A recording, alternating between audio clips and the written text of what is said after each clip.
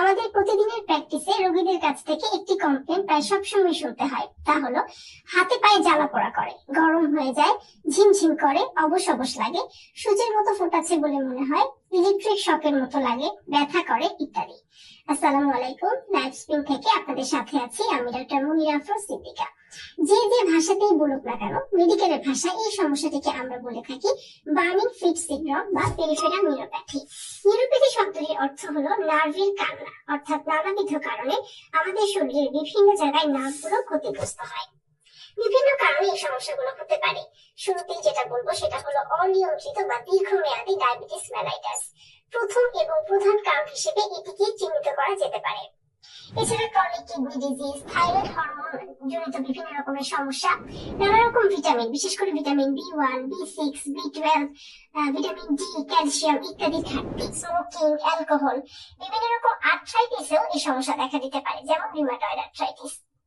এছাড়া কিছু কিছু কারণে আমাদের শরীরের বিভিন্ন জায়গায় নার্ভ কম্প্রেশন হয় বা চাপা পড়ে। এই জাতীয় ডিজিজ গুলোর মধ্যে রয়েছে carpal tunnel syndrome, tarsal tunnel syndrome. এগুলোতে যেটা হয়, আমাদের হাতের তালু, আঙ্গুল, পায়ের পাতায় ইলেকট্রিক শকের মতো পেইন হয়, জ্বালা পোড়া করে, ঝিমঝিম করে, আস্তে আস্তে এই ব্যথাগুলো হাতে পায়ে উপরের দিকে উঠতে থাকে। বিশেষ করে রাতে ঘুমাতে যাওয়ার পর সমস্যাগুলো বেশি দেখা দেয়। মহিলাদের ক্ষেত্রে এই সমস্যাগুলো অনেক বেশি হয়ে থাকে। এছাড়া আমাদের রক্তনালীগুলোতে যদি রক্ত চলাচল বাধাগ্রস্ত হয়, যেমন অ্যাথেরোস্ক্লেরোসিস, থ্রোম্বোসিস ইত্যাদি, খাদ্যে নানাবিধ ভেজাল, এছাড়া এনভায়রনমেন্টাল পলিউশনের কারণে নানা রকম টক্সিনে আমরা এক্সপোজড হই, এগুলোও কিন্তু পেরিফেরাল নিউরোপ্যাথির একটি অন্যতম কারণ।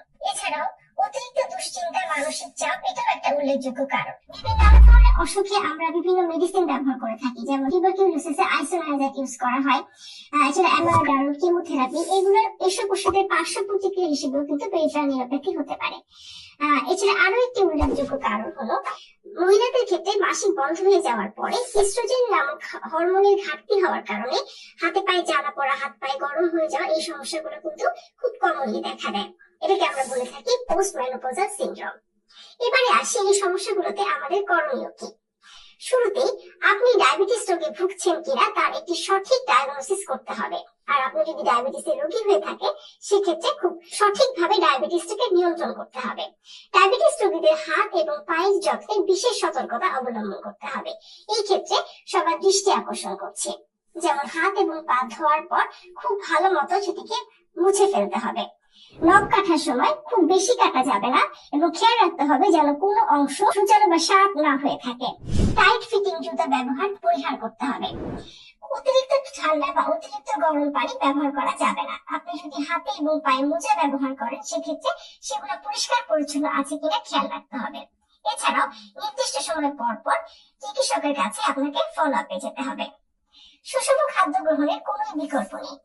বিভিন্ন ভিটামিন সমৃদ্ধ, বিশেষ করে vitamin B1, B6, B12, vitamin D, calcium সমৃদ্ধ খাবার খেতে হবে। মেন্টাল স্ট্রেস গুলোকে অ্যাভয়েড করতে হবে। রেগুলার ফিজিক্যাল এক্সারসাইজ, ওজন নিয়ন্ত্রণ, রক্তে চর্বির মাত্রা নিয়ন্ত্রণ করা, পর্যাপ্ত পরিমাণে ঘুম খুবই জরুরি। অ্যালকোহল, স্মোকিং এগুলো পরিহার করতে হবে।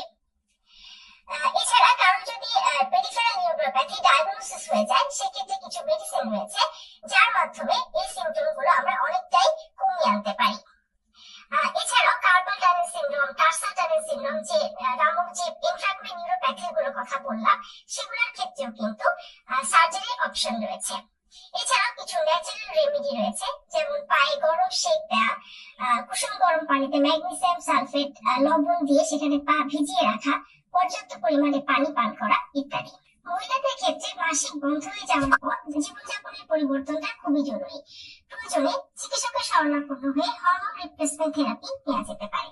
কাজেই অত্যন্ত বিরক্তিকর এই সমস্যাটি কি কারণে হচ্ছে, শুরুতে সেই কারণটি আমাদের খুঁজে বের করতে হবে এবং সেই অনুযায়ী ব্যবস্থা নিতে হবে। সবাই সুস্থ থাকুন, সুন্দর হোক প্রাত্যহিক জীবনের প্রতিটি মুহূর্ত। ধন্যবাদ।